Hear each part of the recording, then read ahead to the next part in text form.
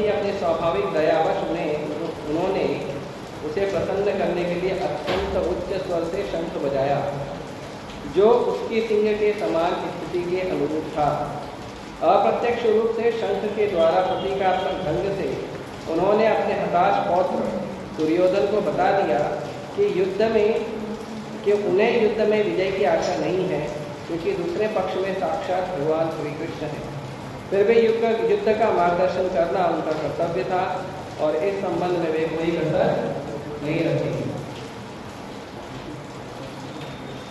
ओम ज्ञान तस्मै श्री गुरुवे नमः। श्री चैतन्य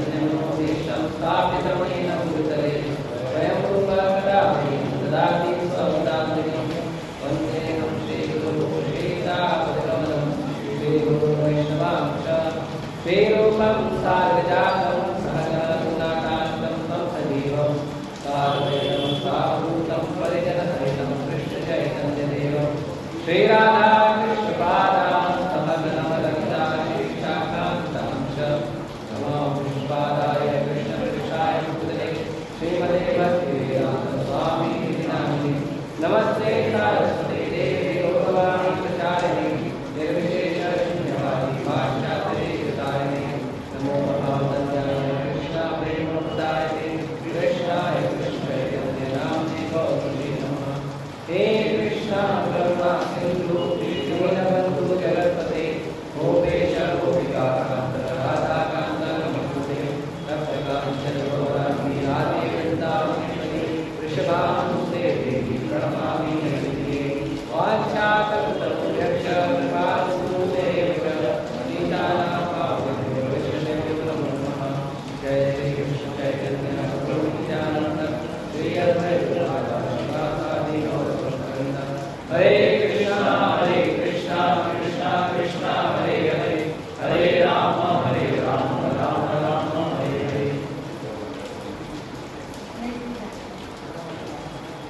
हरे कृष्ण।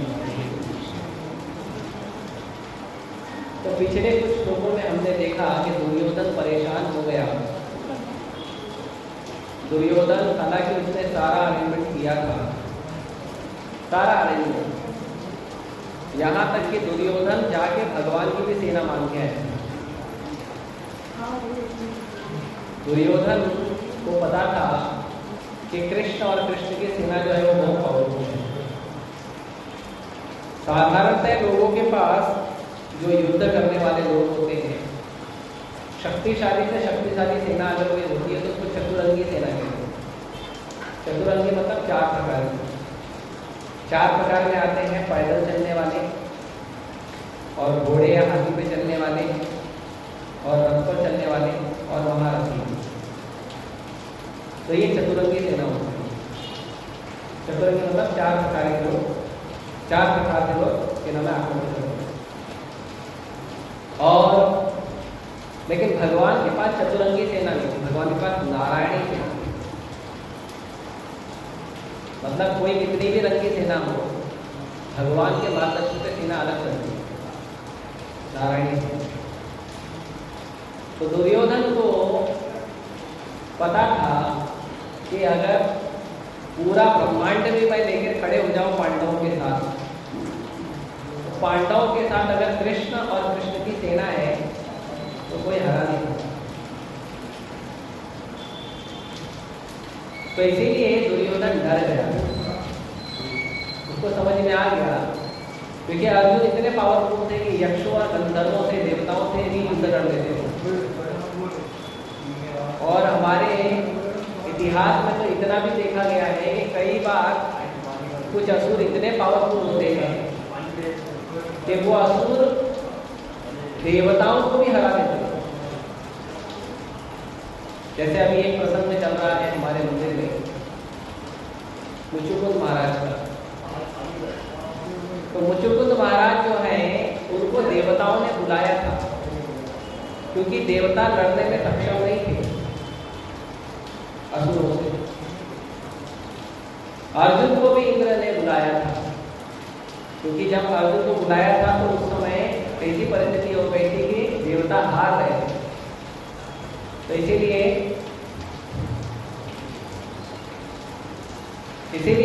अर्जुन को भी बुलाया था। फिर अर्जुन ने सारे राक्षसों को, वो सारे राक्षस लोग जो लोगों से देवता भी हार जाते थे, उन राक्षसों को अर्जुन ने हरा दिया। इतना शक्तिशाली था। तो फिर बाद में इंद्र ने उसको बहुत सारा फैसिलिटी दिया, स्वर्ग का फैसिलिटी।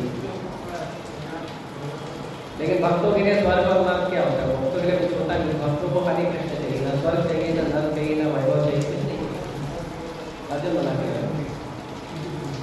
तो कई बार देवताओं को भी धरती पर भगवान के भक्तों की जरूरत होती है। देवता नहीं लड़ पाते, क्योंकि देवता भी भगवान के भक्त हैं, लेकिन छोटे भक्त हैं, दुनिया की होती है। तो उनको भगवान के जो धरती में सीनियर डिवोटी लोग हैं उनका हेल्प लेना पड़ता है। तो इसीलिए वो उनको बुलाकर लेके जाते थे और उनको बुला के वो लोग उनको बोलते थे हमारे तरफ से लड़ाई करो। तो अर्जुन इतना पावरफुल था कि अकेले देवताओं के लिए भी लड़ाई कर सकता है।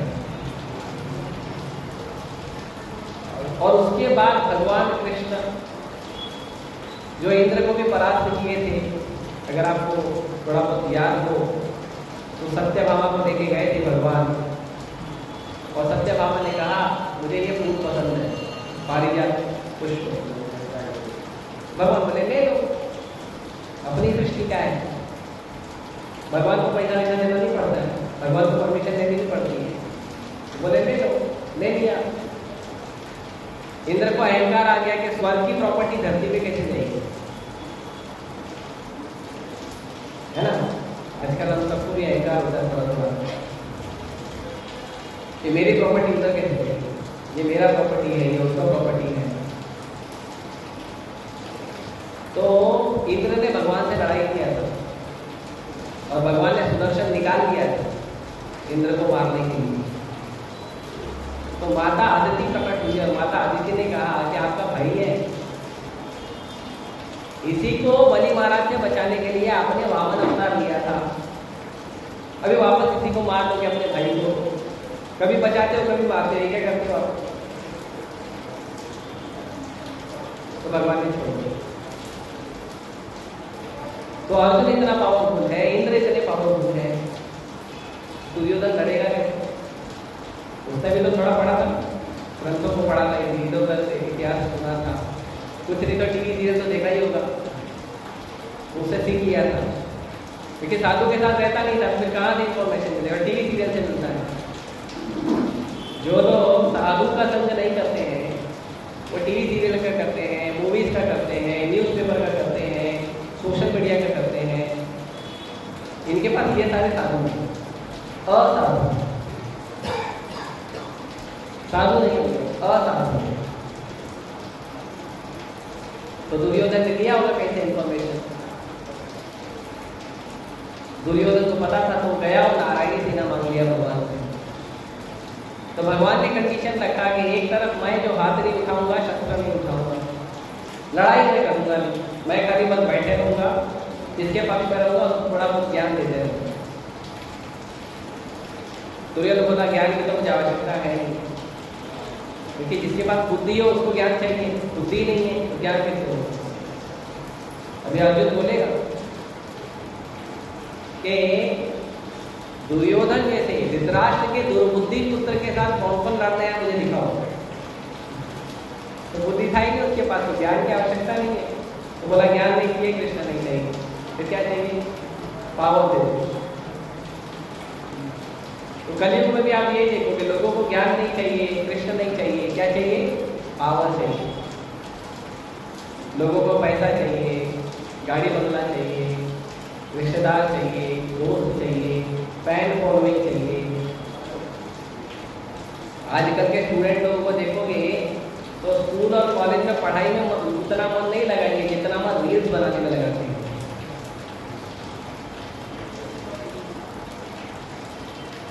और दुर्भाग्य इतना बढ़ गया है कि माता पिता छोटे छोटे 2-2 साल 3-3 साल बच्चों से रील्स बनवाते हैं।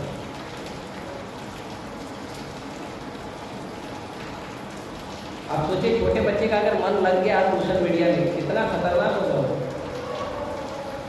लेकिन क्योंकि फॉलोवर्स बढ़ रहे हैं, लाइक्स बढ़ रहे हैं और इंटरनेट से पैसा आ रहा है, यूट्यूब से, इंस्टाग्राम से, फेसबुक से पैसा आ रहा है, तो वही बच्चों को ज्ञान की आवश्यकता नहीं है, बच्चों को भगवान की आवश्यकता है।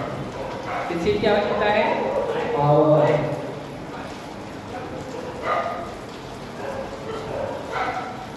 यहाँ तक के एक क्लिप आया था मेरे पास, मैं ढूंढता हूँ, मिलेगा तो मैं ग्रुप में शेयर करूँगा।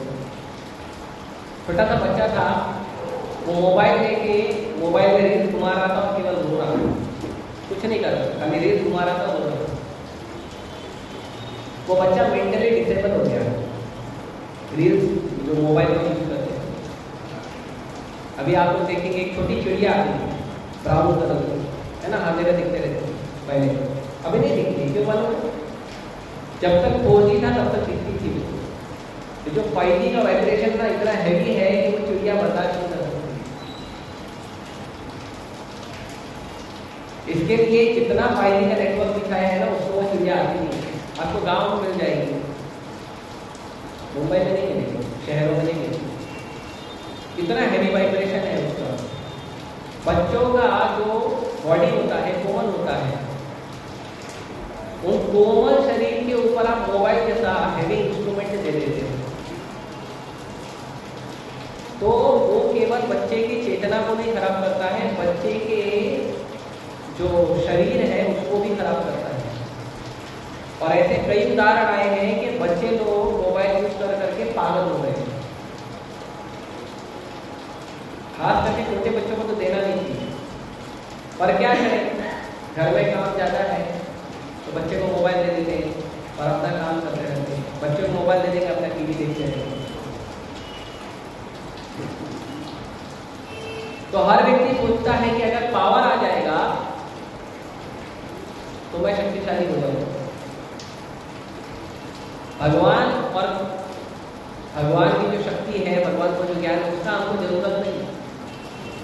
हर व्यक्ति यही सोचता है, इसीलिए उसका हाल भी दुर्योधन जैसा होता है।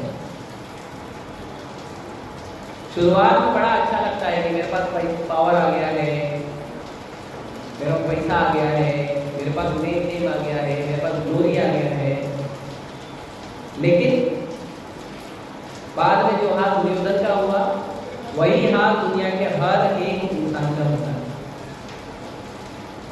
Everyone who is not surrendering to Krishna, not listening to Krishna, they fall. उनका पता नहीं। और अर्जुन ने क्या बोला? अर्जुन ने बोला मुझे पावर नहीं चाहिए, शक्ति नहीं चाहिए, क्या चाहिए? शक्तिमान। शक्ति तो भगवान के अधीन होकर कार्य करेगी। बोला मुझे शक्ति नहीं चाहिए, शक्तिमान चाहिए। और क्या चाहिए? ज्ञान चाहिए। ज्ञान दीपेन भास्वता, भगवान भगवान में कहते हैं कि ज्ञान के दीप से अंधकार को दूर करना चाहिए। लोगों के जीवन में जो दुख है, उस दुख का कारण है कि वो अंधेरे में है, ज्ञान के अंधेरे में है, अज्ञान में। तो उनके दुख को सुख में बदलने के लिए क्या करना होगा? बस जिस अंधेरे में है वहां पर लाइट लगाना पड़ेगा। अभी यहाँ तो पूरा अंधेरा कर दिया जाए और किसी को कहा कि जाएंगे वहां पे XYZ जगह पे मोबाइल रखा है, ढूंढ के ला पाओगे, लेकिन दुखी रहोगे। कैसे देखूं, कैसे ढूंढूं? मोबाइल का कवर कैसे पता चलेगा? लाल है, गुलाबी है, नीला है, ट्रांसपेरेंट है, राइट? कैसे पता चलेगा कौन सा मोबाइल है, ओप्पो का है, वीवो का है? बहुत कंफ्यूजन होगा अगर लाइट बंद रहेगा तो। लेकिन वही लाइट चालू रहेगा तो ऐसे मुंह से दिखाओगे वो जाके आपको उठाने लगेगा। तो इतना डिफरेंस है उजाला होने में और उजाला नहीं होने में। तो लोगों के जीवन में जो दुख है वो दुख इसलिए नहीं है कि उनके पाप है, ऑब्वियसली पाप के कारण तो हो ही रहा है, लेकिन वो पाप के कारण जो उनको दुख भोगना पड़ रहा है, वो दुख जो है मल्टी लेवल पे बढ़ रहा है, क्योंकि वो लोग पाप का दुख भोग रहे हैं अंधेरे में। किसी को चोट लग गया तो उसको दुख होएगा, चोट लग गया है, लेकिन उसको चोट लगा है, उसकी मरम पट्टी आप अंधेरे में करो तो ज्यादा दुख पड़ेगा, है ना? कहीं और काटनी चाहिए, राइट? तो छोटा सा मिट्टी के तेल का दिया, तो फिर कुछ दूसरा लाना पड़ेगा, टॉर्च दिखाना पड़ेगा मोबाइल में, कुछ करना पड़ेगा ना। अब उसको ऑलरेडी दुख है, उसके पैर में ऑलरेडी चोट लगा है, उसको मरम पट्टी करने बोला डॉक्टर को, और डॉक्टर अंधेरे में कैसे मरम पट्टी करेगा? उजाला चाहिए ना। तो वैसे ही हमारे जीवन में पहले से दुख है और हम दुख भी है और हम अंधेरे में भी है, तो दुख बढ़ता है। भगवान किसी भी जीव को इतना दुख नहीं देते हैं जितना वो सहन नहीं सकता। लेकिन वो दुख सहन से ज्यादा इसलिए हो जाता है क्योंकि वो अज्ञान में और अंधकार में दुख सहता है, भगवत गीता नहीं पढ़ता है। अगर वो भगवत गीता पढ़ेगा, कृष्ण का ज्ञान लेगा, तो जो उसका दुख है वो उसको दुख नहीं लगेगा। लेकिन दुख भी है और अज्ञान में भी है तो ज्यादा दुख होता है। इसीलिए जब तक लोग शास्त्र नहीं पढ़ेंगे, कृष्ण का ज्ञान नहीं लेंगे, कृष्ण का शरणागति नहीं लेंगे, कृष्ण का नाम नहीं जप करेंगे, तब तक असंभव है दुनिया में किसी का दुख दूर हो जाए। और ये नहीं समझना चाहिए कि हम देवी देवता के पास चले जाएंगे तो दुख दूर हो जाएगा, हम क्या कहते हैं साधु महात्मा का जाके आशीर्वाद ले लेंगे तो दुख दूर हो जाएगा। वो आपका है, आपको भोगना ही पड़ेगा। फिर कुछ लोग हैं अज्ञानी लोग, सोचते हैं दारू पीने से दुख दूर हो जाएगा। दारू पीने से दुख दूर नहीं होगा, दुख बढ़ जाएगा, क्योंकि दारू का भी पैसा लगता है, फ्री में तो बस।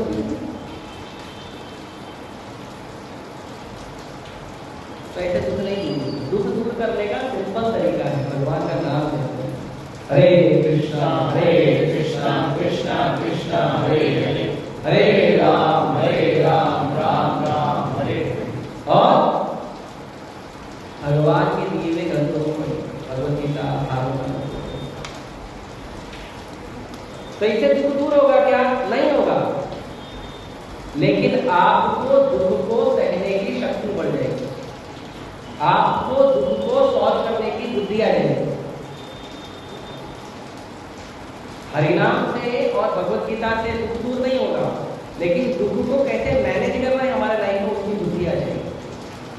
इसीलिए कई बार लोग बोलते हैं कि प्रभु जी वो तो हरे कृष्ण मंत्र जप करता है, हम देखते हैं उसके जीवन में दुख है। लेकिन आप जाके पूछो क्या वो दुखी है? दुख होना दुख का कारण नहीं है, दुख है और आप दुखी हो वो दुख का कारण है। जैसे अगर मैं चल रहा हूं रास्ते में और मुझे छोटी सी कील चुभ जाए, या फूल का कोई कांटा चुभ जाए, तो मुझे ज्यादा दर्द होगा, राइट? लेकिन जो लोग लकड़ी का काम करते हैं, लोहे का काम करते हैं, वेल्डिंग का काम करते हैं, उनको आए दिन कुछ ना कुछ कट्टे फटते रहता है, तो क्या उनको दर्द नहीं होता है? लेकिन उनको दुख सहने का, दर्द सहने का पावर रहता है। They know how to tolerate। तो दुख होना दुखी की बात नहीं है, दुख को मैनेज नहीं कर पाना दुखी की बात है। तो भक्तों के जीवन में दुख आएगा, यस आएगा, 100% आएगा। और भगवान इतने चतुर है, भक्तों के जीवन के दुख को एक्सेप्ट कर देते हैं और बढ़ा देते हैं। क्यों? जल्दी आएगा ना वापस, जितना जल्दी पाप खत्म होगा उतना जल्दी भगवत धाम आएगा, है ना? तो भगवान एक्सेप्ट कर देते हैं। किसी के पास 10 रुपए का दुख रहता है तो भगवान 1000 रुपए का डाल देते हैं, ज्यादा रिचार्ज कर देते हैं। और ये भी भगवान की दया है कि भगवान चाहते हैं संसार में ज्यादा समय दुख न झेलो, इसी जगह पे जितना झेलना है झेलने, वापस आ जाए फटाफट। तो दुर्योधन के दुख का भी यही कारण था, उसके पास कृष्ण नहीं थे, कृष्ण का ज्ञान नहीं था। और इसीलिए जब वो आया तो उससे छोटी सेना थी पांडवों की, लेकिन देख के डर गया। तो जीवन में डर क्यों आता है? जीवन में डर आता है यदि आपके पास दुख है और आपको लगता है कि ये दुख को मैं दूर नहीं कर सकता, इसलिए डर आता है। नहीं तो डर नहीं आता। अभी जैसे मैंने प्रभु जी को बोला श्लोक पढ़ो, तो प्रभु जी को डर हमें गलत पढ़ लो, राइट? लेकिन अभी 3-4 बार उनको पढ़ने की आदत है, फिर डर चले जाएगा।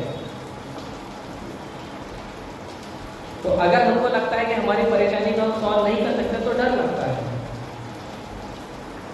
लेकिन अगर सॉल्व कर सकते तो डर नहीं लगता है।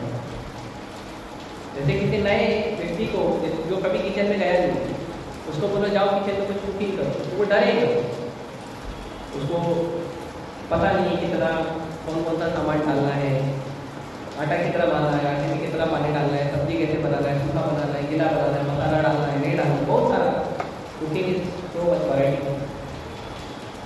तो वो डरेगा। और होने के बाद भी वो हर व्यक्ति को पूछेगा कि मैं नया हूँ कुकिंग करने में, ठीक से बना था खराब होगा, क्योंकि डर है ना मुझे। और जो एक्सपर्ट है, जो भंडारा करता है 1,000 लोगों का, उसको बोलते हो किचन में जाओ, है ना, वो किचन में जाके कुकिंग करके खिला भी देगा। उसको आप पूछो आपको दाल में नमक डाला है कि नहीं, बोलेगा खाने के बाद डाला, राइट, कॉन्फिडेंस। तो दुर्योधन को उसको लगा कि वो दुख उसका कम नहीं होगा, क्योंकि कृष्ण साथ में है। कृष्ण है तो मैजिक होता है, क्योंकि कृष्ण योगेश्वर है, ये तो योगेश्वर है कृष्ण। कृष्ण इस जगह मैजिक। किसी ने भी सोचा था विश्व पितामह का शरीर छूटेगा, कृष्ण ने अरेंजमेंट किया, छूट गया।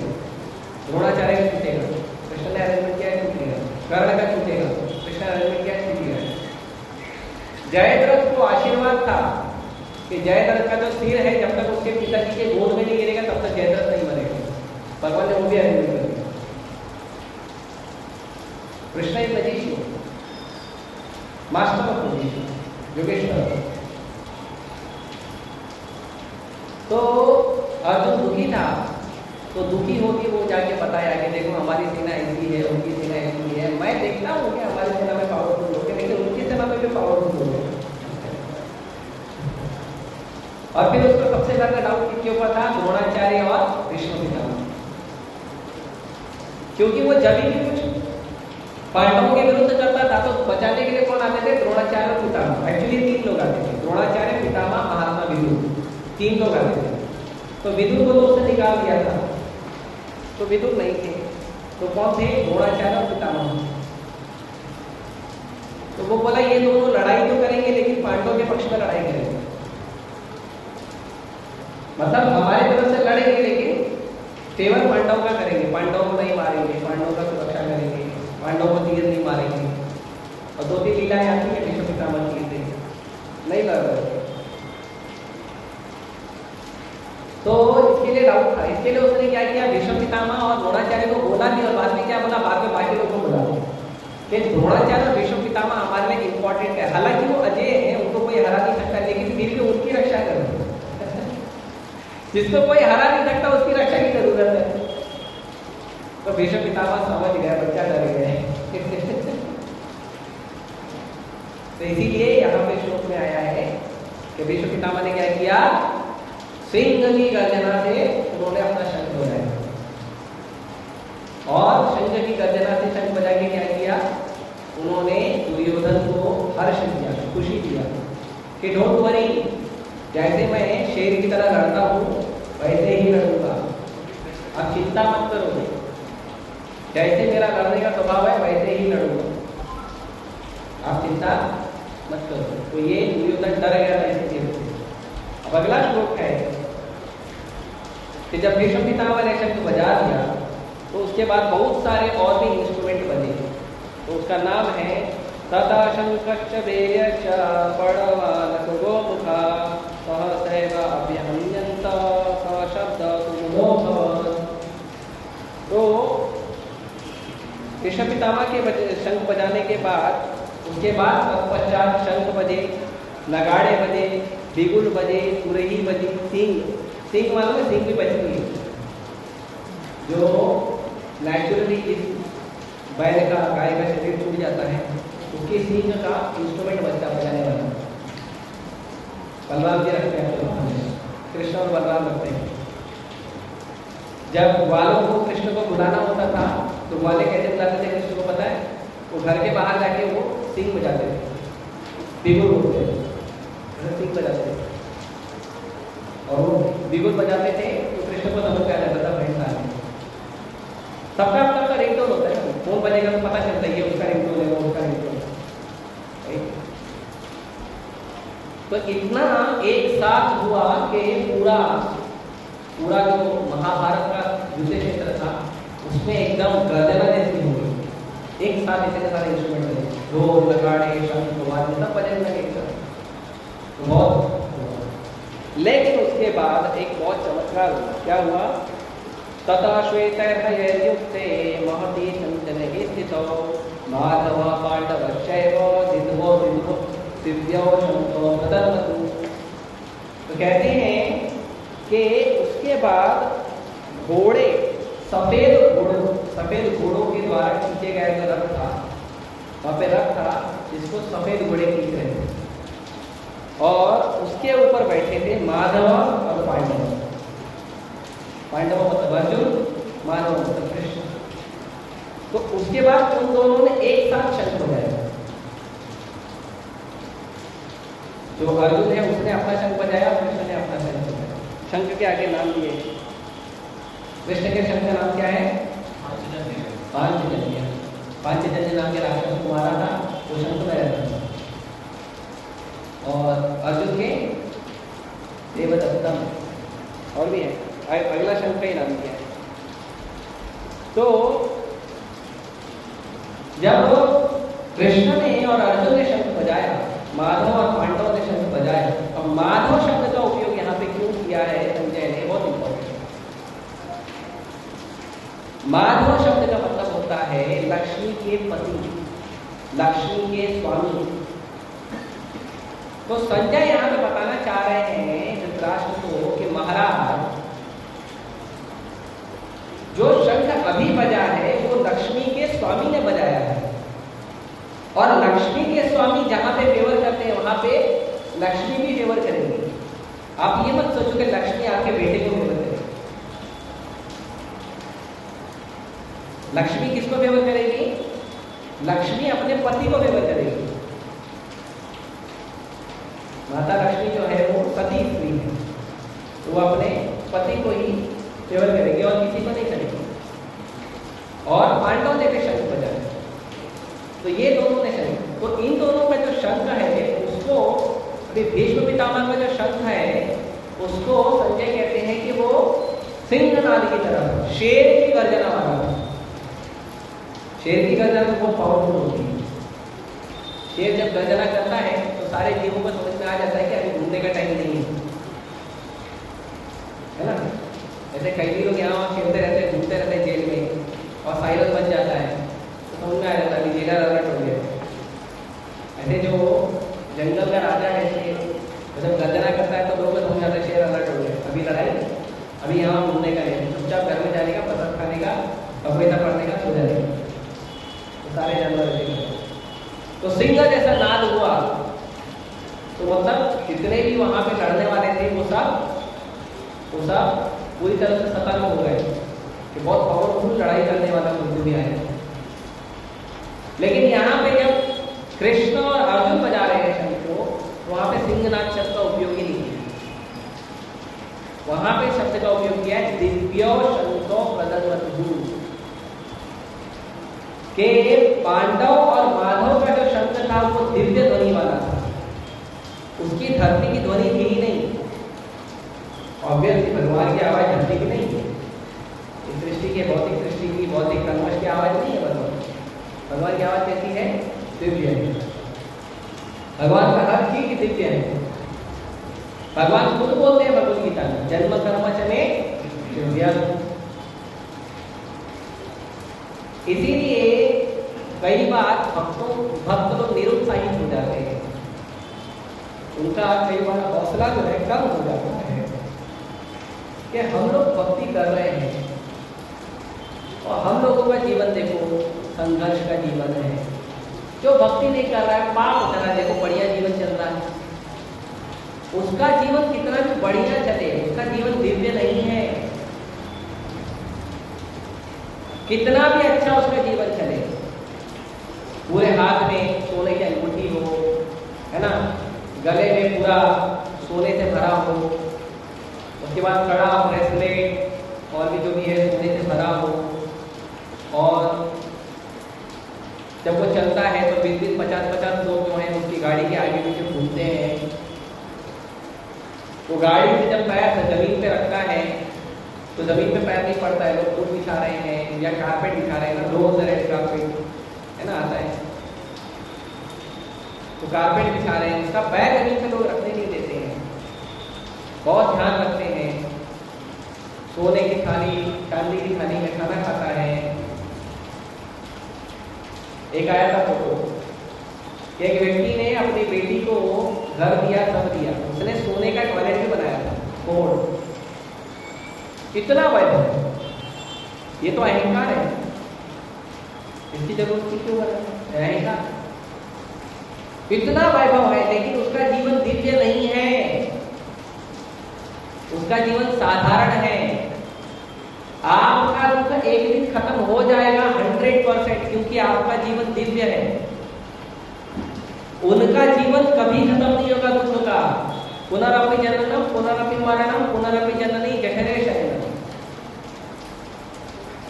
इस जीवन में भले उसको दुख कम मिल रहा है, लेकिन 100% अगले जन्म में उसको दुख पक्का मिलेगा, 100% मिलेगा। जैसे आप लोग देखिए, कई बार लोग बर्थडे में जाते हैं, शादी में जाते हैं, मंदिर में भंडारा में जाते हैं, अनलिमिटेड मिलता है खाने का। तो अब उसको क्या है, उसको अभी वो अमीर व्यक्ति है तो उसको खाने का, अनाज का टेंशन नहीं होता। क्या करता है वो? लेने को तो जो अच्छा लगा सब भर लेता है, गोवर्धन बना लेता है, खाता ही रहता है। फिर क्या करता है बाकी? तो अन्न का उसे सम्मान नहीं किया, अगले जन्म में गरीब बनेगा। अगले जन्म में भगवान उसको एक एक अन्न के लिए तरसाते हैं, उसको रियलाइज होना चाहिए वैसे। तो आज अपने अहंकार में जो कुछ कर रहा है, भगवान उसका अहंकार अगले जन्म में जरूर छोड़ेगा। इसीलिए भक्तों को सतर्क रहना चाहिए कि कृष्ण की एनर्जी को वेस्ट नहीं करना चाहिए। हम एक एग्जांपल देखते हैं, प्रभुपाद जी अमेरिका की सड़कों पे चल रहे थे। प्रभुपाद जी सड़कों पे किस तरफ चल रहे थे, बीच में रोड था और रोड के दूसरे तरफ प्रभुपाद जी ने देखा कि नल चालू है, नल बह रहा है, नल से पानी बह रहा है। तो प्रभुपाद जी ने अपने शिष्यों को बोला कि जाओ तो नल बंद करके आओ। तो प्रभुपाद जी के शिष्य ने कहा कि हम क्यों बंद करें, हमारा नहीं।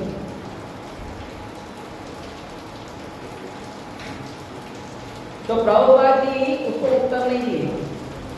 प्रभुपाद जी खुद गए, रोड को पार करके, डिवाइडर को क्रॉस करके जाके प्रभुपाद जी नल बंद करके आए। गुरु और आचार्य दोनों प्रभुपाद। तो सब भक्तों ने बोला प्रभुपाद जी जब हमने कहा कि वो हमारा नहीं है, ऑब्वियसली वो हमारा नहीं है, वो गवर्नमेंट का जो कनेक्शन है और वो आदमी का कनेक्शन है, फिर वो भरेगा, नल का पानी बहेगा, हमको क्या जरूरत है? प्रभुपाद जी ने कहा क्योंकि ये कृष्ण की एनर्जी है, इसीलिए हमको जरूरत है। तो ये सबको ध्यान रखना चाहिए कि हमारे जीवन में हम जो भी उपयोग करते हैं, इलेक्ट्रिसिटी है, पानी है, अन्न है, जो भी कृष्ण कृपा से मिलता है उसको बड़े ध्यान से उपयोग करना चाहिए। भगवान ने हमें वैभव दिया है, भगवान ने हमें अच्छा धन संपत्ति दिया है, तो हमको केयरलेस नहीं होना चाहिए। अगर हमारे पीछे बहुत सारे फैन फॉलोइंग हो गए हैं तो भी किसी व्यक्ति को दुख नहीं देना चाहिए। ये नहीं कि मुझे 100 लोग फॉलो करते हैं, 1000 लोग फॉलो करते हैं, ये छोटा सा आदमी का क्या करेंगे, छोड़ो फॉलो करो। बहुत ध्यान से रहना चाहिए, क्योंकि ये कृष्ण का एनर्जी है और जो जीव है, जो संसार के लोग हैं, वो कृष्ण के अंश हैं। बड़ा सम्मान देना चाहिए, इसलिए कृष्ण के हर वस्तु को ध्यान रखना चाहिए। तो जो जीवन कृष्ण के भक्ति में हम जी रहे हैं, हरे कृष्ण महामंत्र जप कर रहे हैं, भगवद गीता पढ़ रहे हैं, भक्तों को मिल रहे हैं, भक्तों को प्रणाम कर रहे हैं, भगवान को प्रणाम कर रहे हैं, चरणामृत पी रहे हैं, मंदिर का सेवा कर रहे हैं, भगवान का श्रृंगार कर रहे हैं, ये दिखने में साधारण है, पर ये आपको साधारण रहने नहीं देगा।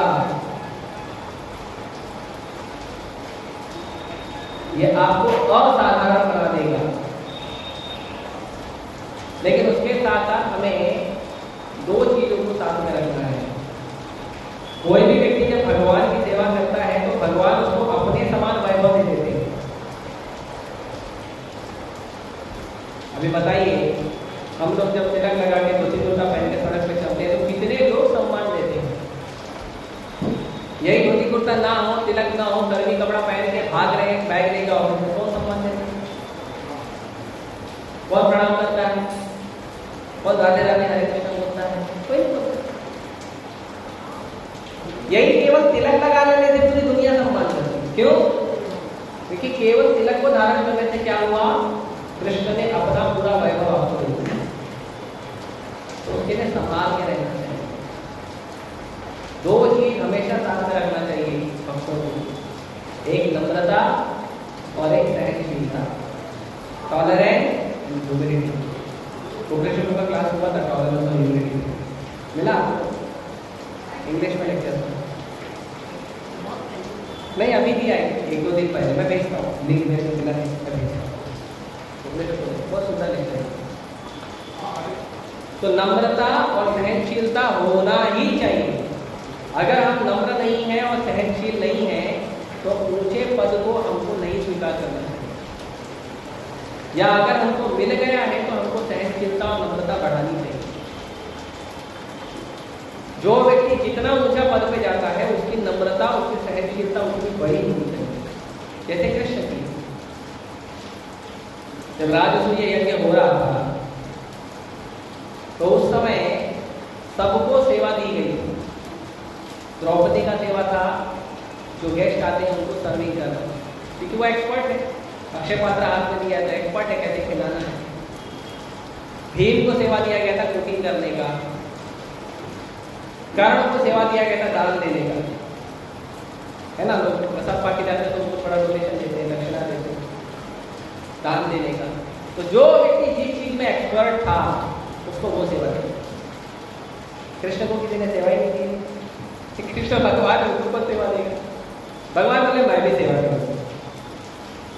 युधिष्ठिर महाराज बोले सारी सेवा बट गई है, आपके लिए कोई सेवा नहीं। भगवान बोले एक सेवा है, मैं करूंगा। क्या सेवा है? तो भगवान बोले जितने भी लोग यज्ञ में आएंगे उन सबका चरण धोने का सेवा मैं करूंगा। क्या सेवा? अनंत ब्रह्मांड के मालिक, द्वारकाधीश वासुदेव कृष्ण, जो सुर है जो असुर है सबकी सेवा, सबका कृष्ण चरण होना चाहिए। ये नहीं केवल सुदामा का धोए या नारद का धोए, नहीं। राजसूय यज्ञ में जितने लोग राजसूय यज्ञ में आए थे सबका चरण कृष्ण ने धोया।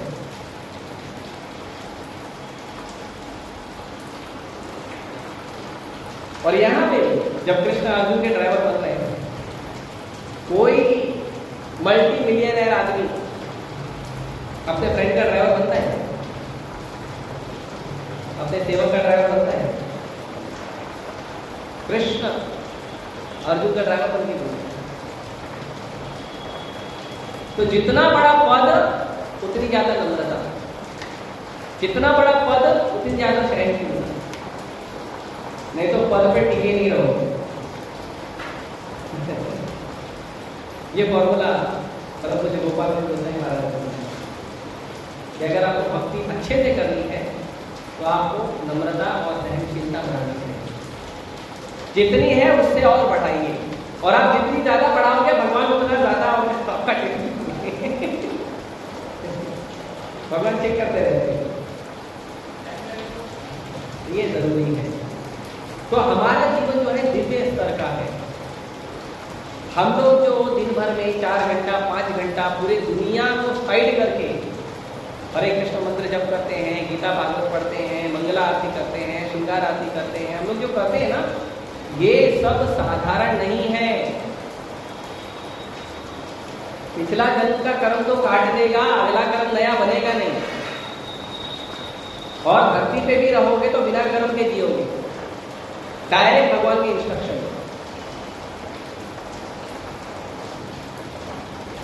तो ये दिव्य जीवन है। और इसीलिए यहाँ पे भीष्म पितामह की बात किए और कृष्ण की बात किए, लेकिन दोनों बात करके संजय ने बता दिया कि महाराज आप टेंशन मत लो, आपका बेटा आ जाएगा। क्योंकि भीष्म पितामह ने सिंहनाद शेर की तरह गर्जना की। क्यों? तो कहते हैं दुर्योधन को खुश करने के लिए किया, युद्ध करने के लिए नहीं किया। युद्ध करने के लिए नहीं किया उन्होंने, क्या किया? दुर्योधन खुश हो जाए, बेचारा दुखी ना हो। युद्ध के पहले हथियार न डाल दे, बोले ठीक है तू लड़ाई कर, तेरा मरना निश्चित है। तो इसीलिए भीष्म पितामह ने ऐसा शंख बजाया। लेकिन माधव और पांडव ने जो शंख बजाया, वो शंख कैसे बजाया? विजय निश्चित है। तो इसीलिए अर्जुन के पास बहुत सारे जो सिम्टम थे जिससे उसकी विजय निश्चित थी। पहला, अर्जुन के साथ भगवान कृष्ण है, तो अर्जुन को कोई हरा नहीं सकता। दूसरा, कृष्ण का इंस्ट्रक्शन भी है, भगवान स्वयं साथ में तो बताएंगे क्या करना है क्या नहीं करना। तीसरा, अर्जुन के रथ के ऊपर हनुमान जी बैठे हैं। हनुमान जी जो सारे दुख खत्म कर देते हैं, हनुमान जी का नाम लिया, सारा दुख फिनिश। चौथा, अर्जुन का जो रथ था वो अग्नि देव के द्वारा दिया गया है, तो साधारण रथ नहीं। तो ये सिम्टम थे कि अर्जुन पक्का जीतेगा। और ये चीज संजय ने कंफर्म कर दिया, किसको? धृतराष्ट्र। फिर भी धृतराष्ट्र ने पूरा भगवत गीता सुना, और भगवत गीता के लास्ट में वापस से धृतराष्ट्र ने पूछा, क्या लगता है यार, आप बताए तो अच्छा बताइए यार, तो बहुत अच्छा देते हैं कृष्ण, लेकिन फिर भी मेरे को बताओ लगता क्या है, कौन जीतेगा फाइनल मैच में, कौन जीतेगा? तो फिर से संजय ने बोला, जो मैंने बोला था वही होगा। क्या होगा? यत्र योगेश्वर कृष्ण यत्र पार्थो धनुर्धर तत्र श्री विजय भूतिर नीतिर मम नीतिर ध्रुवा मम। वहां पे श्री भी होगा, विजय भी होगा, नीति भी होगा और सत्य भी होगा। ये मेरा मत है।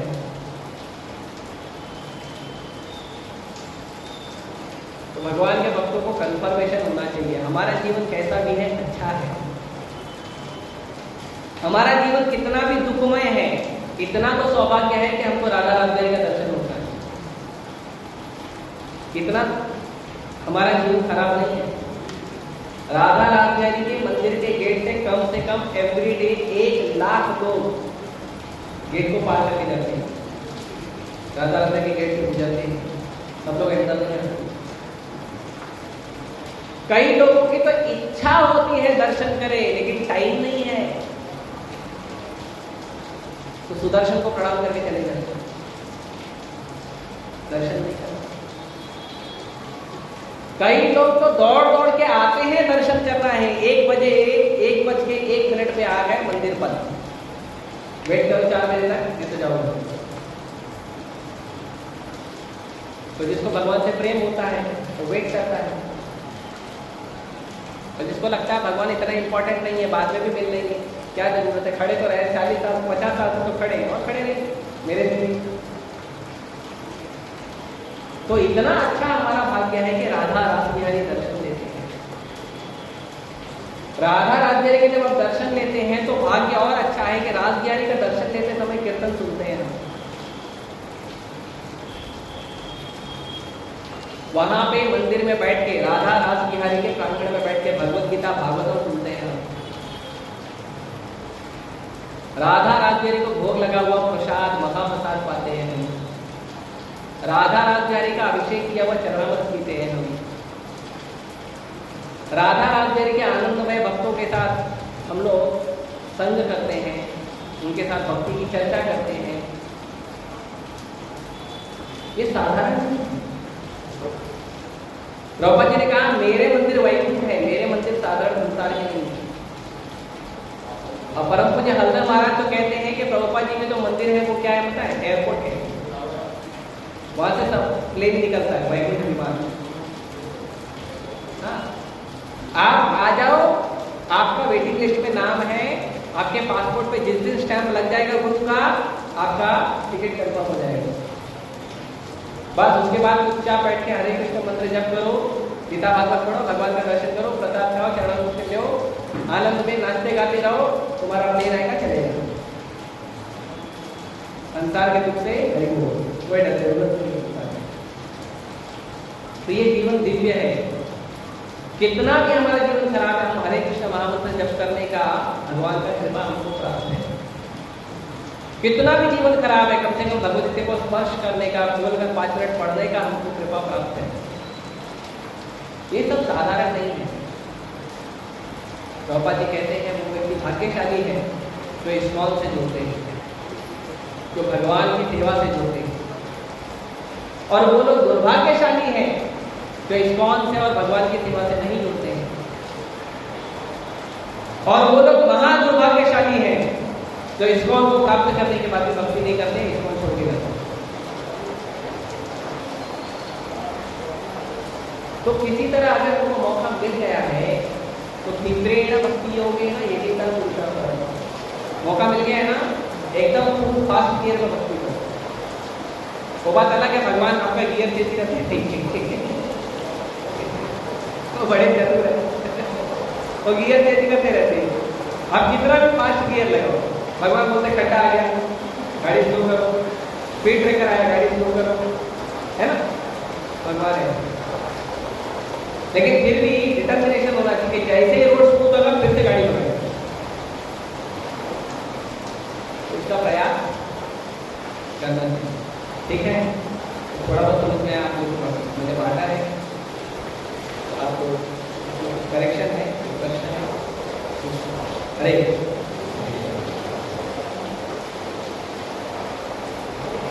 ये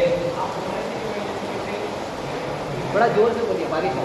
आप बोले थे किसी भक्त का गियर में गाड़ी में भक्ति फटाफट करता है तो भगवान उसको रोकेंगे, स्लो करेंगे, भगवान चेक करेंगे ना गाड़ी बराबर चला रहे एक्सीडेंट करने वाले। भगवान दयालु पिता है ना, दयालु पिता अपने बच्चे का पूरी टेस्ट देता है ताकि बाहर फेल ना हो। तो दयालु माता पिता होते हैं वो घर में ही बच्चे को एकदम विग्रस्त ट्रेनिंग देते हैं ताकि बच्चा बाहर ना खराब ना करे, बाहर फेल ना हो, घर में ही विग्रस्त ट्रेनिंग देते हैं। तो भगवान दयालु पिता है, वो आपको अपने साथ रख के ही इतना स्ट्रॉन्ग बना देंगे कि माया आपको टच नहीं करेगी। लेकिन आप बोलेंगे नहीं मैं अपने आप से कर दूंगा, अभी तो आ गया ना हरे कृष्ण जप करते, अभी क्या बात करेंगे, मैं हरे कृष्ण जप करके बच जाऊंगा। भगवान बोले ठीक है ट्राई करो, ठीक है। जैसा बोला जिसका हायर पोस्ट जिसका बढ़ेगा उसको विनम्र होना चाहिए। हाँ, तो ऐसा देखा गया है कि हायर पोस्ट का मतलब ऐसा होता है कि आपको ज़्यादा लोगों से जूझना पड़ता है, यानी समय आपके पास कम है, लोग ज़्यादा है, तो इसके लिए वो ना चाहते हुए भी विनम्र नहीं रहता। और यही देखा गया है कि फिर वो लोग दमदाटी करते रहते हैं, भले अगर दिल से नहीं करेंगे तो जमा से तो करेंगे, फिर कैसे उनका काम। तो एक बार गिरिराज महाराज प्रभुपाद जी के पास गए और महाराज ने कहा कि प्रभुपाद जी मैं ऐसा सिस्टम बनाना चाहता हूं कि हर व्यक्ति को खुश हो। गिरिराज महाराज क्या बोलते हैं, हर व्यक्ति मेरे से खुश होना चाहिए, मैं ऐसा सिस्टम बनाना चाहता हूं, ऐसा मैनेजर बनाना चाहता हूं। प्रभुपाद जी ने कहा कि आप कृष्ण हो? नहीं Prabhupada, how can I be Krishna? Prabhupada ji ने कहा कृष्ण ही केवल सबको संतुष्ट कर सकते हैं, आप नहीं कर सकते। तो फिर उन्होंने कहा कि मेरा सेवा का जो एग्जाम्पलरी बिहेवियर है वो कैसा होना चाहिए। तो प्रभुपाद जी ने कहा सिद्धांतों के अनुसार आप केवल अपने गुरु और गुरु परंपरा को संतुष्ट करो, बस बाकी कृष्ण नहीं। तो कई बार जरूरत होती है कि हमको कुछ लोगों को डांटना पड़ता है, गुस्सा करना पड़ता है। अभी जैसे जिनको प्रचार कर रहे हो, जो विनम्र भाव से आए हैं लेक्चर सुनने के लिए, उनको थोड़ी डांटोगे, वो तो ऑलरेडी विनम्र भाव से आपके सामने बैठे हैं, लेक्चर सुन रहे हैं, आपसे ज्ञान लेना पसंद कर रहे हैं, आपको प्रभु जी गुरु जी बोल रहे हैं, तो उनको थोड़ी आप कुछ बोलो, राइट। लेकिन अगर कोई व्यक्ति आपको नुकसान पहुंचा रहा है, कष्ट दे रहा है, तो उसको गुस्से में बोलना पड़ेगा ना। जैसे मंदिर में मेंटेनेंस डिपार्टमेंट होता है, मेंटेनेंस डिपार्टमेंट के वर्कर लोग होते हैं, वर्कर लोग है ना, वर्कर की मेंटालिटी रखते हैं। भले मंदिर में काम करें, जब मंदिर में जॉब चाहिए रहेगा ना तब तो बोलेंगे अरे महाराज कुछ सेवा का मौका दे दो, भगवान की सेवा करेंगे, इससे अच्छा और क्या चाहिए। लेकिन जब जॉब बन जाएगा ना तब अपना हिसाब दिखाएंगे। आपको मालूम है उधर इतना पैसा मिलता है, उधर इतना पैसा मिलता है, आपको समझता नहीं है, ऐसा ऐसा काम करना होता है, वैसा काम होता है, मैं सीख के आया हूँ, क्या सिखा रहे हो आप मेरे लिए? उनको डांटना पड़ता है, उनको डांटना पड़ता है, गुस्सा करना पड़ता है, क्योंकि अगर वो अपने मर्जी चलाएगा तो मंदिर के हिसाब से काम नहीं होगा, उसके हिसाब से काम होगा। और कई बार आप किसी वक्त को समझाते हो, बोलते हो तो क्या होता है, बार बार बोल रहे हो, नहीं सुन रहा है, तो एक बार डांटना पड़ता है। क्या आप ध्यान क्यों नहीं दे रहे उनकी बात? जब मैं कह रहा हूँ आप गलत करें तो सुनो ना। लेकिन वो जो आप बोल रहे हो ना कि मन में भाव नहीं रहता है लेकिन जीभ से निकल जाता है, तो कम से कम मन का भाव संभाल के रखें और भगवान से प्रार्थना करिए कि भगवान जरूरत पड़ी, बोलना पड़ा, लेकिन कृपया मुझे क्षमा कर दीजिएगा कि वो वक्त मेरे प्रति वो वक्त अपराध न ले इस बात। और बाद में डांटने बोलने के बाद आप भक्त को बोलिए कि सिचुएशन ऐसी थी, इसके लिए थोड़ा गुस्से में बोलना पड़ा, मेरा मन नहीं था, माफ करना उतना तो प्रयास नहीं, प्रैक्टिकल होना चाहिए। बाबा जी कहते हैं क्रोध को भी कृष्ण की सेवा में लगाना चाहिए। गुस्से करने की जो आदत है उसको भी कृष्ण की सेवा में लगाना चाहिए। कैसे? जैसे अर्जुन ने और हनुमान जी ने लगाया, जैसे भीम ने लगाया। तो जो कृष्ण के द्वेषी हैं, जो कृष्ण को नहीं स्वीकार करते हैं, नास्तिक हैं और विरोध कर रहे हैं, उनके सामने तो थोड़ा विरोध करना पड़ेगा। पहले नम्रता से समझाओ, नहीं सुना तो क्रोध भी करना पड़ेगा। तो अर्जुन और हनुमान जी को फॉलो करो। द्रौपदी जी कहते हैं Hanuman ji is our Acharya, fighting आचार्य। तो थोड़ा जरूरत के अनुसार करना। अभी आप पिता हो, बच्चे को कितना भी समझा रहे हो, नहीं सुन रहा है, थोड़ा डांटना पड़ेगा, थोड़ा सख्ती से बोलना पड़ेगा, लेकिन ज़्यादा मत करिए। कम से कम आप अपने शब्दों में बांध के रखिए बच्चों को, हाथ में उठाइए। और बच्चे को कंफर्मेशन होना चाहिए कि मेरा पिताजी मुझे डांट रहा है, मार भी रहा है, लेकिन अच्छे के लिए कर रहा है। उसको ये भाव होना चाहिए उसके मन में कि भले पिताजी ने मुझे डांटा है, भले मारा है, लेकिन मेरे अच्छे के लिए किया है। भले वो उस समय आपको बोलेगा क्या पापा हमेशा मारते रहते हो, गुस्सा करते रहते हो, लेकिन बाद में उसका कोई दोस्त बोलेगा तुम्हारे पापा ने मारा तो अच्छा नहीं किया ना, बोलेगा नहीं मेरे पिताजी ने अच्छी नहीं करा। तो बच्चे के अंदर, बच्चों का ऐसा प्रेम, ऐसा ट्रेनिंग दे देना चाहिए कि बच्चों के अंदर ये गलत भाव ना रहेगा। और हमको भी जेन्युइनली बच्चों से प्रेम से रहना चाहिए, जरूरत से केवल गुस्सा करना चाहिए, हमें चिड़चिड़ नहीं होना चाहिए बच्चों के प्रति। जॉब का गुस्सा घर में निकालना, हस्बैंड वाइफ झगड़ा कर रहे हैं, बच्चों पे गुस्सा निकालना, बच्चों के सामने हस्बैंड वाइफ झगड़ा करें, ये सब नहीं है, बच्चों पे गलत प्रभाव पड़ता है।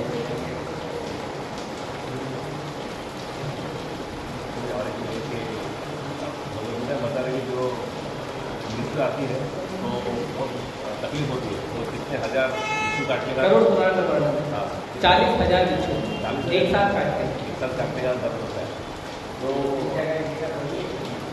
जो लोग ऐसा बोलते ना रात को सोए थे, सुबह चले गए, कुछ आवाज़ भी नहीं किया, तो उनको भी उतना ही दर्द होता होगा। हाँ, तो जो लोग पुण्य करते हैं ना, जो लोग पुण्य करते हैं उनको दर्द कम होता है, जो भक्ति करते हैं उनको दर्द कम होता है। परीक्षित महाराज तो तक्षक नाग डसने आया था, अग्नि से जला के राख कर दिया, लेकिन तक्षक के आने के पहले परीक्षित महाराज शरीर छोड़ के भगवत धाम जा चुके। तो जो ज़्यादा पुण्य करते हैं या भगवान का भक्ति करते हैं, भक्तों का सेवा करते हैं, भगवान उनको डिस्काउंट देते हैं, भगवान दया करते हैं,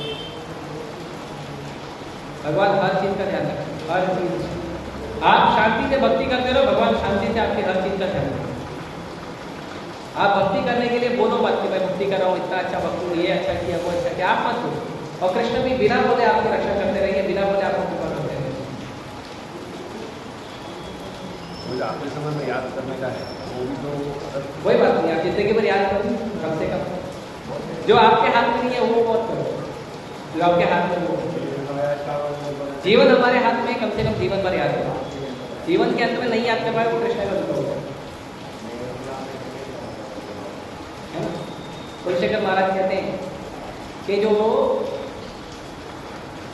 मैं जीवन भर आपका भक्ति कर रहा हूँ, आप मुझे अपने चरण कमल के डंडे में बांध के रख लीजिए, क्योंकि जब मैं मरूंगा ना तो मेरे गले में कफ वात पित्त जो है मेरा गला बंद कर देगा और मैं आपका नाम नहीं ले पाऊंगा। तो इसीलिए आप पहले मेरे को बात। तो जीवन हमारे हाथ में है, तो जीवन भर कृष्ण का भक्ति करिए। मरने के समय मैजिक नहीं चलता है, कैलकुलेशन चलता है, अकाउंट चलता है। मरने के समय जीवन भर भक्ति करिए। आप ये मत बोलिए मैं जीवन भर अच्छा काम करूंगा, बुढ़ापे में मरने के टाइम पे अच्छा भक्ति करूंगा। कितने सारे बूढ़े लोग हैं भक्ति कर रहे हैं, ट्रेन में धक्के खा रहे हैं। मैं जब जा रहा था पिछले हफ्ते, तो मैंने सुबह का ट्रेन पकड़ा था, मैं एक बूढ़े व्यक्ति को देखा, लिटरली उसकी सिचुएशन बहुत ज़्यादा वीक थी, उसका शरीर पूरा वीक था, हाथ उसके कांप रहे थे, फिर भी वो जॉब पे जा रहा था, भक्ति नहीं कर रहा था। तो कोई बोलेगा उसकी परिस्थिति खराब, अरे कितनी परिस्थिति खराब है, शरीर ऑलरेडी इतना खराब है और क्या परिस्थिति खराब होगी। ठीक है चलो मान लो जॉब पे जा रहा है, 1 घंटा 2 घंटा भगवान का भजन भी तो करो, अभी तो शरीर छूटने वाला है। लेकिन अगर आपने जवानी में और बचपन में ट्रेनिंग नहीं लिया तो बुढ़ापे में भक्ति नहीं होती। ये भ्रम निकाल तो मत कि मैं जवानी में भक्ति नहीं करूंगा, बचपन में नहीं करूंगा, बुढ़ापे मेरे अंदर अपने आप भगवान का शक्ति कृपा आ जाएगा और मैं अचानक माला लेके 24 घंटा जप करूँ। Not possible. हैवी ये गुणमयी मम माया दुरत्यया, भगवान की जो माया है ना वो दुख नहीं देती, वो दुरत्यया है। कितना देगी आप कैलकुलेट नहीं कर पाओगे। फिर जवानी में बचपन में ही कृष्ण भक्ति शुरू करो। बहुबारम आचरित का क्यों धर्मान 5 साल की उम्र से ट्रेनिंग देना शुरू करो। नहीं तो जीवन में तो उसका चटनी जो होगा जीवन भर भक्ति नहीं करने के कारण वो, और मृत्यु के समय उसके सामने मृत्यु का देवता खड़ा होगा। पापा जी कहते हैं अगर आपने जीवन भर कृष्ण को कृष्ण के रूप में नहीं देखा तो मृत्यु के समय कृष्ण काल में रूप में, मृत्यु के रूप में आएंगे, तब देखना। यस,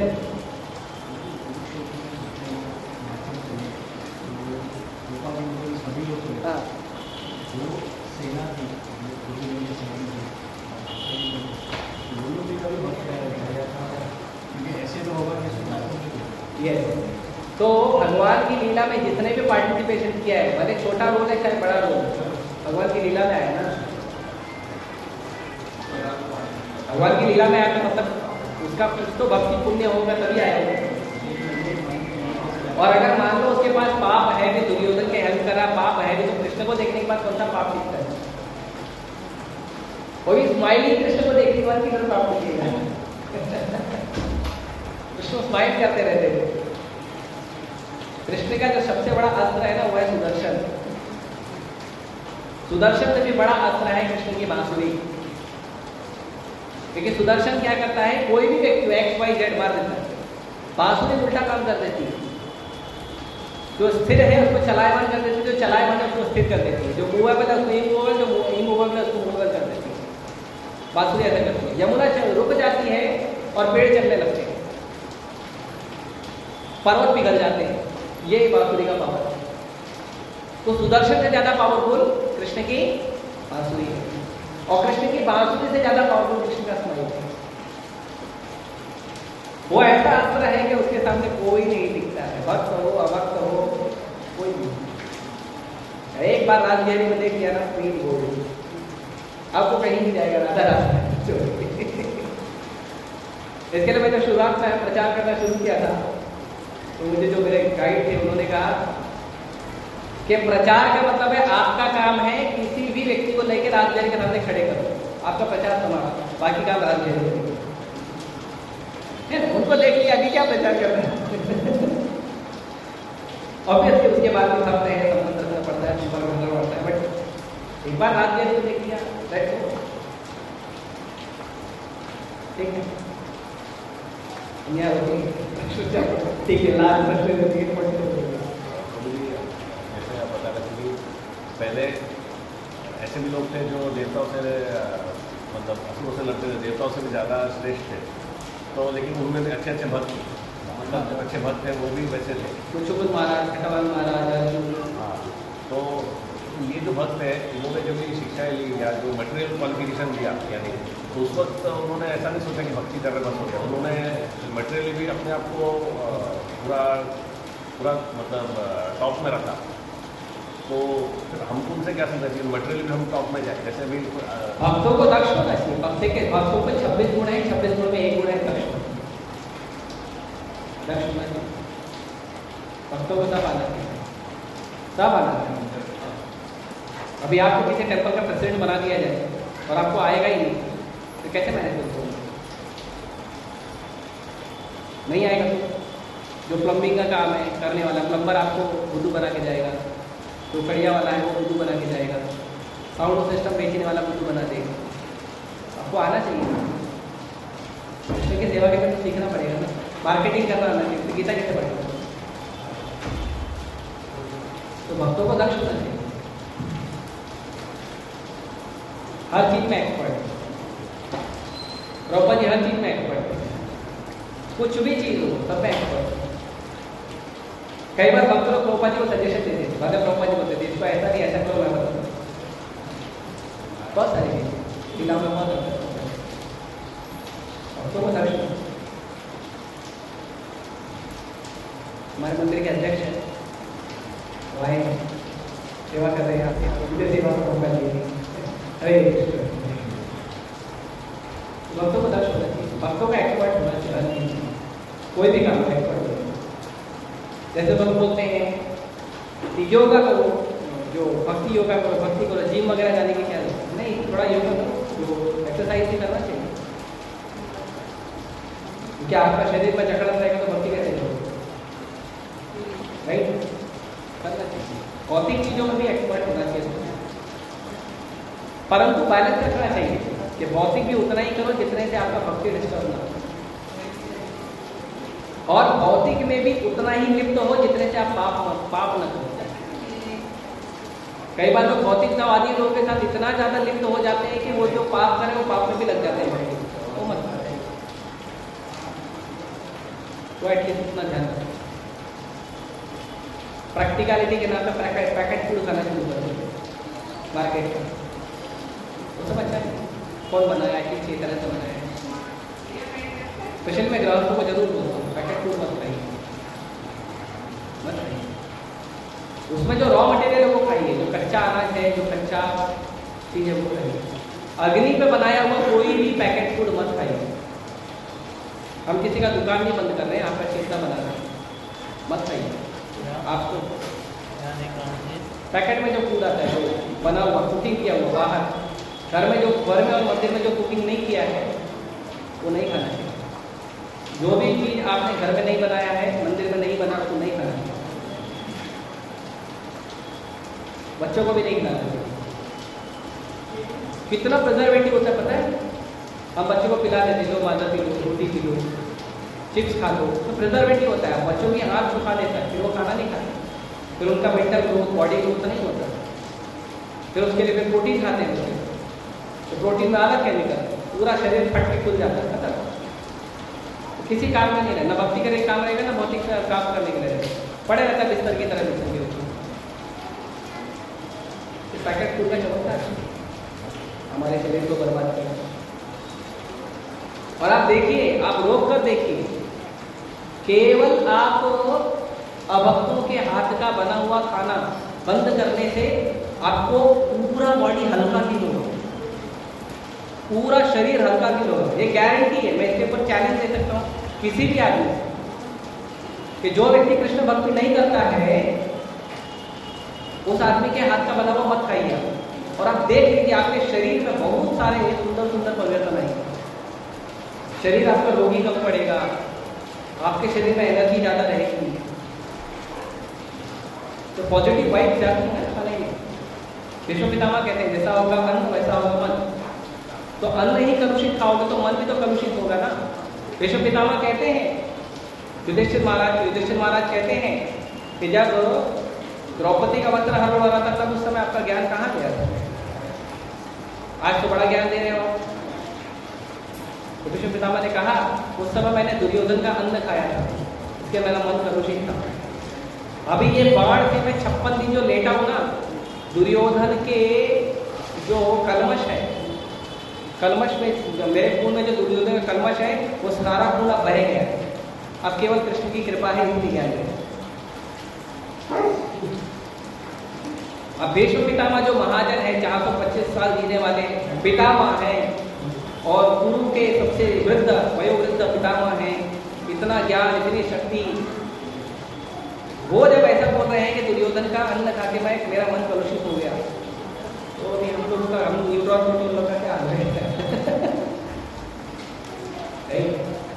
तो निवेदन है, देखिए इसको थोड़ा तपस्या करना पड़ेगा। आपको भूख लगा है, फ्रूट्स खा लीजिए, कच्ची सब्जी जब जैसे ककड़ी है, गाजर है, ये खा लीजिए, नमक लगा, दही खा लीजिए, दूध पी लीजिए, है ना। पर कुकड फूड मत करिए।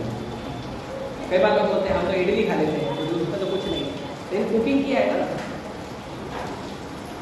I'm sorry, मैं नियम नहीं लगा रहा हूँ आपके ऊपर, मैं एक अंडरस्टैंडिंग समझा रहा हूँ कि बहुत बचना चाहिए। बाजार से खरीद के मिठाई भूख लगा देते, अरे घर में बनाओ, नहीं बनाने आता सीखो। अगर घर में बनाने का आदत डाले तो मालूम एक चमत्कार होगा, आपको बहुत सारा आइटम बनाने आ जाएगा और आप टेस्टी बनाओ। बाजार से ज़्यादा टेस्टी आपके हाथ से बनेगा, यकीन मानो। अगर पहली बार बनाए तो, क्योंकि आप माला जब करते हो फर्क पड़ेगा। ठीक है, क्षमा कीजिए बहुत। हरे कृष्णा कृष्णा कृष्णा हरे हरे, हरे राम राम राम। जय श्री